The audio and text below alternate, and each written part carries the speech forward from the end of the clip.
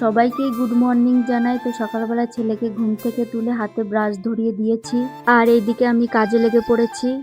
তো অনেকদিন ধরে ভাবছিলাম এই তুলসী গাছের এই জায়গাটা একটু পরিষ্কার করব, তো সময়ের অভাবে করে পারছিলাম না। আজকে ভাবলাম চলো যতই লেট হোক আজকে এই কাজটা করেই ছাড়বো। আমার তো মাটি দিয়ে গোবর দিয়ে লেপা পোছা করে রাখতে খুবই ভালো লাগে, কিন্তু বর্ষার জন্য এখন করে পারছি না। ছোট্ট একটা তুলসী গাছ টবের ওপর লাগানো আছে, কিন্তু এই জায়গাটা দেখতে ভালো লাগছিল না বলে অনেকদিন ধরে ভাবছিলাম পরিষ্কার করব, তাই আজকে দেখো কাজে লেগে পড়েছি। এখন কোনো রকম মাটি ধরিয়ে রাখবো, পরে একটু যখন শুকিয়ে যাবে তারপরে আরো ভালো করে আরেকটু মাটি দিয়ে লেপে দেবো। আর বরমশাই আজকে লেট করে বাজারে যাবে, তাই চা বানিয়েছে, সেই চাটাই খাচ্ছিলাম। চা খেতে খেতে মনে পড়লো চা খাওয়ার আগে একটা ওষুধ ছিল, তাই চা খাওয়া বাদ দিয়ে আগে ওষুধটা খেয়ে নিলাম। আগের ভিডিওতে বলেছিলাম শরীরটা অনেকটা খারাপ ছিল, তাই ওষুধটা খাওয়া।